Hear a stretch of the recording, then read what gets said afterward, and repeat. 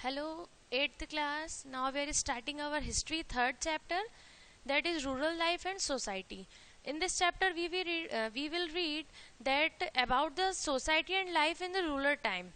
कि जो rural time पुराना जो हमारा टाइम था अर्बनाइजेशन लाइफ से देखा जाए तो रूरल लाइफ कैसी थी हमारी। तो पुराने टाइम में एज वी ऑल नो कि विलेजेस हुआ करते थे, वहाँ पे फार्मर्स, तो फार्मर्स जो कल्टीवेट करते थे लैंड को उसका वो टैक्स पे करते थे और उसको बोलते थे लैंड रेवेन्यू। अब क्या होता था, जो जो रूलर्स होते थे utilize part of the land revenue for improving. अब जो उनको लैंड रेवेन्यू जो जो टैक्स वाला जो पार्ट उनको मिलता था उसको वो क्या करते थे, वेलफेयर्स वर्क में लगाते थे। जैसे कि कैनल बनाना, वेल्स को खोदना, उस टाइम तो कुएं ही चलते थे, तो डेट्स टाइप इस टाइप के जो वेलफेयर स्कीम्स थी उसमें ये टैक्स का जो अमाउंट है वो लगाते थे। अब क्या होता था कि during the years of crop failure many rulers attempt the farm. अब उस टाइम जब फार्मर्स जब अटेम्प्ट करते थे, जब वो फार्मिंग करते थे उस टाइम में क्या होता था कि बहुत इनफ फूड था और इतना था कि हाँ हम इजीली सरवाइव कर सकते थे। फार्मर्स की हेल्प की वजह से सारी फैमिली इजीली सरवाइव करती थी और जो फूड था वो भी हमारे पास एक सफिशिएंट लेवल पे था। और बहुत सारे फिर जैसे ब्रिटिश आए तो ये जो सिस्टम हमारा नॉर्मली चल रहा था, हम हैप्पी थे, तो इन सब सिस्टम में बहुत सारे वेरिएशंस आए। अब वेरिएशंस में क्या था, वेरिएशंस में जो बंगाल, बिहार, उड़ीसा, इन सब का जो रेवेन्यू कलेक्ट करने के लिए ब्रिटिश के इन हैंड आया। अब ब्रिटिश तो कभी नहीं चाहते थे कि इस जो पहले जैसे लैंड रेवेन्यू से जो हम पैसा आता था उसे वेलफेयर स्कीम्स में लगाते थे, बट जैसे ब्रिटिश आए तो वो जो अमाउंट इनको मिलता था वो लैंड रेवेन्यू से वो कभी नहीं चाहते थे कि वो इंडिया के वेलफेयर में लगाएं। ब्रिटिश हमेशा ये चाहते थे कि वो अपना जो एक लेवल है बस उसको एक्सपांड करते जाएं और वो सारा मनी इनके अंडर में आए। अब लैंड रेवेन्यू और ब्रिटिश के टाइम में 3 सिस्टम्स उन लोगों ने इस्टेब्लिश करे थे। अब 3 सिस्टम में क्या था, एक परमानेंट सेटलमेंट था। The first one is permanent settlement. In this उन्होंने क्या, बंगाल, उड़ीसा और बिहार, वाराणसी, कुछ पार्ट्स मद्रास के ऐसे थे जहां पर उन्होंने कौन सी सेटलमेंट स्टार्ट करी, परमानेंट सेटलमेंट। वहाँ पे क्या था, जो zamindar who is the Mughal period, no ownership land but the right to collect revenue from it. Means कोई लैंड में उनकी कोई ऑनरशिप नहीं थी, बट सिर्फ उनको रेवेन्यू कलेक्ट करने के लिए रखा गया था जमींदार्स को। ये था परमानेंट सेटलमेंट। परमानेंट सेटलमेंट्स की उन जमींदार को क्या, एक फिक्स्ड अमाउंट जो रहता था वो अमाउंट उनको जाके किसको पे करना रहता था, ब्रिटिश को पे करना रहता था। अब ऐसी कंडीशंस में क्या होता था कि कितनी बार उतना आउटपुट नहीं आ पाता था, फिर भी उनको एक फिक्स्ड इतना अमाउंट तो पे करना ही है। अगर फार्मर लॉस में जा रहा है फिर भी उनको इतना अमाउंट तो पे करना ही है। और जमींदार को भी जो रहता है उनको फिक्स्ड अमाउंट कलेक्ट करके ब्रिटिशर्स को देना ही रहता है। अब इसके डीमेरिट्स क्या थे, अब इसमें था मैनी जमींदार बिगैन टू चार्ज। अब इसमें क्या होता कि बहुत सारे जो जमींदार थे वो फार्मर से टैक्स एक फिक्स्ड अमाउंट इतना लेते थे कि जितना वो एबल भी नहीं थे देने के लिए। तो कितनी बार वो फेल हो जाते थे टैक्स देने के लिए, तो वो जो प्लेस जो थी जिसका वो टैक्स नहीं पे कर पा रहे वो फिर किसी और को प्रेफर हो जाती थी। इसी तरीके से ये इसका एक डीमेरिट हुआ। डीमेरिट की मीन्स वो अमाउंट पे करने में एबल नहीं थे।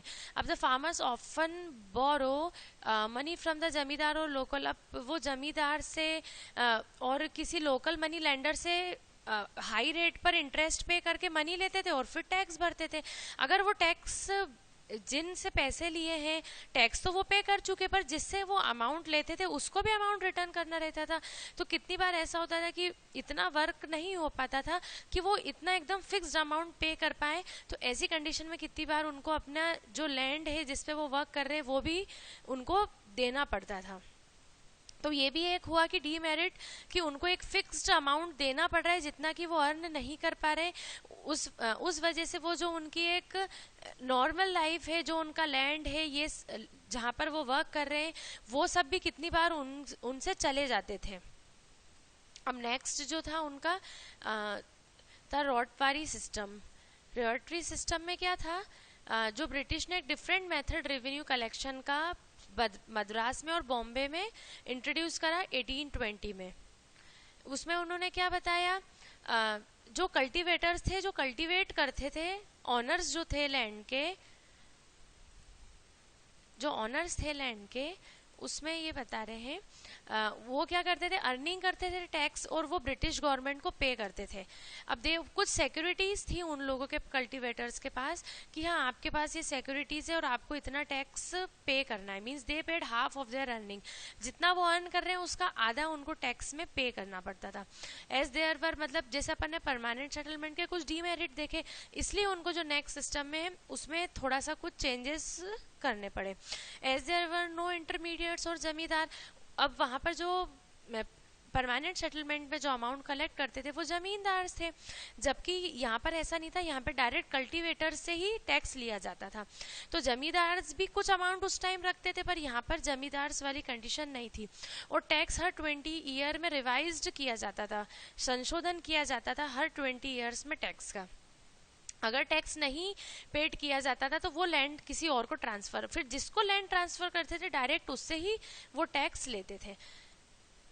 अब नेक्स्ट वन इज जो हमारे 3 रेवेन्यू, उसमें से हम 2 पढ़ चुके हैं। लैंड रेवेन्यू कलेक्शन जो ब्रिटिशर्स कलेक्ट करते थे जिस सिस्टम से। The next is Mahalwari system. इसमें क्या टैक्स जो कलेक्शन था इंट्रोड्यूस, ये कहाँ पे हुआ था, पंजाब में और नॉर्थ वेस्टर्न रीजन में, ये 1833 में हुआ था। अब इस सिस्टम में क्या था, जो हेड होते थे विलेज के, उनको was chosen to represent a group of village, पूरे विलेज को रिप्रेजेंट वही करते थे। जैसे वन लैंड लॉर्ड है और जो विलेज के हेड हैं वो मिलकर क्या करते थे, पूरे विलेज को रिप्रेजेंट करते थे। विलेज हेड वुड कलेक्ट, और फिर जो रिप्रेजेंट कर रहा है विलेज को वही क्या करता था, टैक्स विलेजर से कलेक्ट करता था। अब इसमें बता रहे हैं the lambardar collect the tax from each village and remitting the bulk to the government. फिर वो क्या करता था कि सारा टैक्स कलेक्ट करने के बाद बल्क में फिर वो सबमिट करवाता था। और जो कल्टीवेटर्स थे जो वहाँ पे वर्क कर रहे हैं इंडिविजुअली, वो क्या करते थे कि अपने टैक्स को पे करते थे। अब इसमें क्या होता था, in this system to the tax was fixed and revised at regular interval. अब मतलब टाइम के अकॉर्डिंग टैक्स तो फिक्स था, पर एक इंटरवल टाइम, एक फिक्स्ड इंटरवल टाइम के लिए ये हो जाता था। फिर उसके बाद रेगुलरली वो रिवाइज्ड, अपने अपने टैक्स को रिवाइज्ड वो करते जा रहे थे।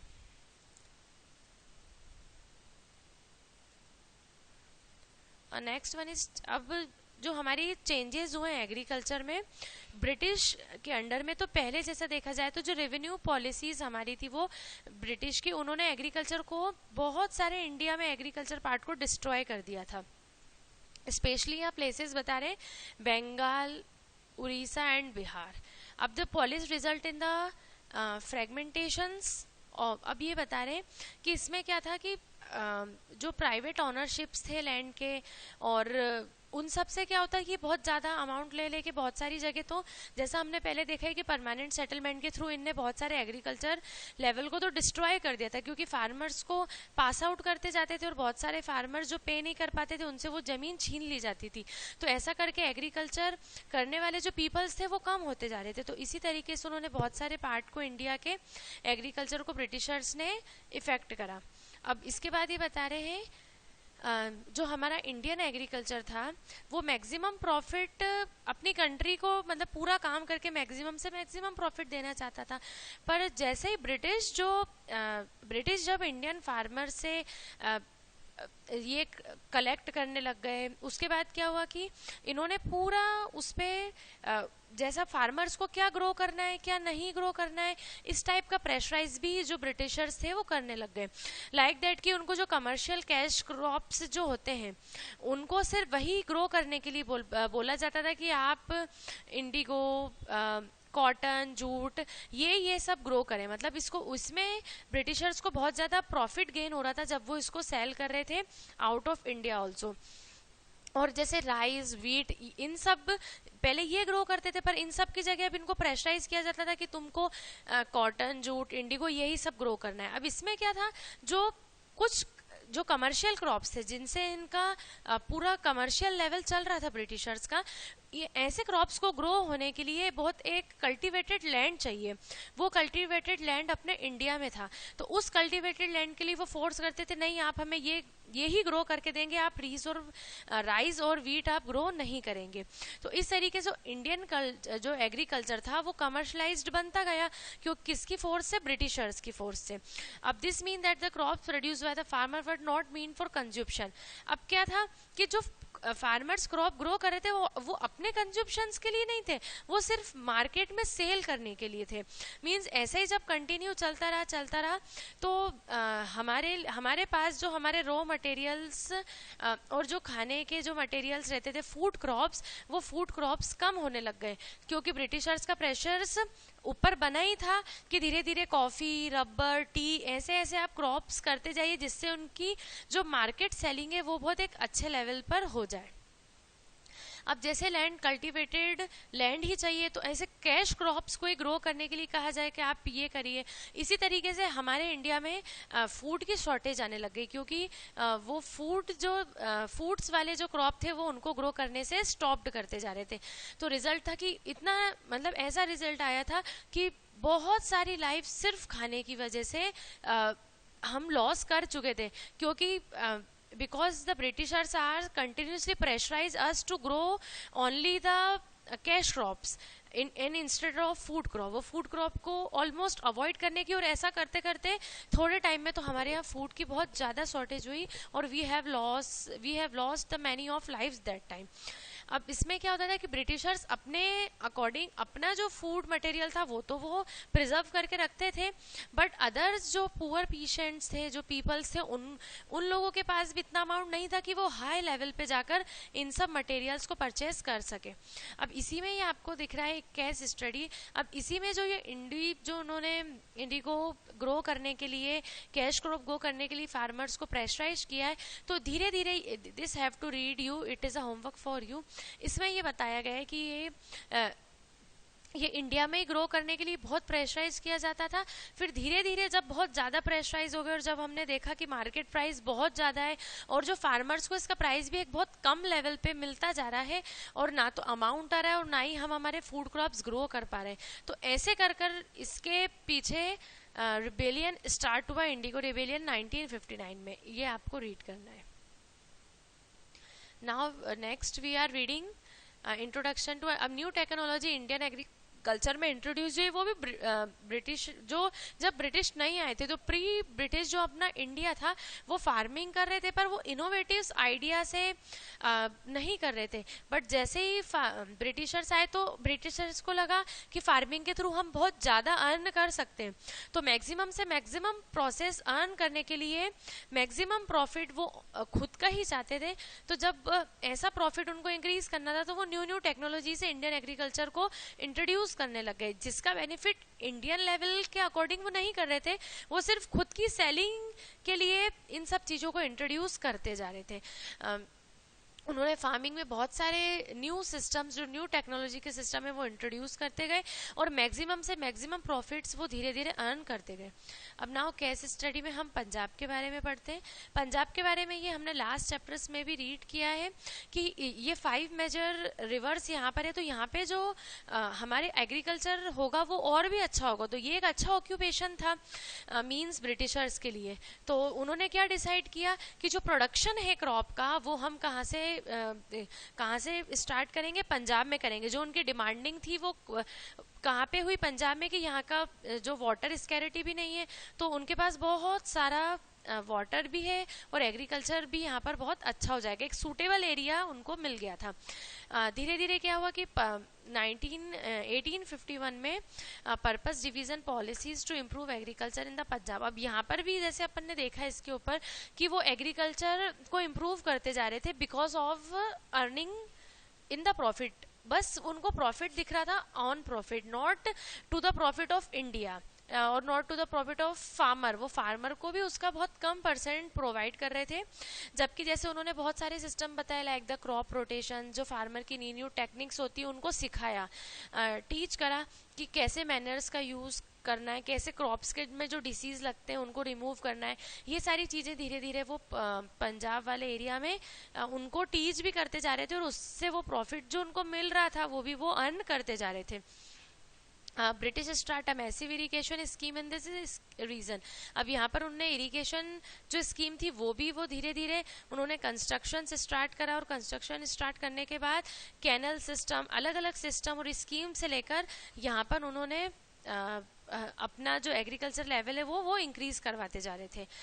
और रेल और रोड नेटवर्क भी उनने पंजाब से लेके दूसरे एरियाज तक, इंटरनेशनल मार्केट तक कर दिया था, जिससे कि वो डोमेस्टिक वाइडर मतलब अच्छे से अच्छे फार्मर से जो मटेरियल्स वो ग्रो करवाना चाह रहे हैं, कैश क्रॉप्स जो ग्रो करवाना चाह रहे हैं, वो रोड और रेल नेटवर्क्स के थ्रू वो जिस रीजन में पहुंचाना चाहते हैं उस रीजन तक वो चीज़ पहुंच पाए.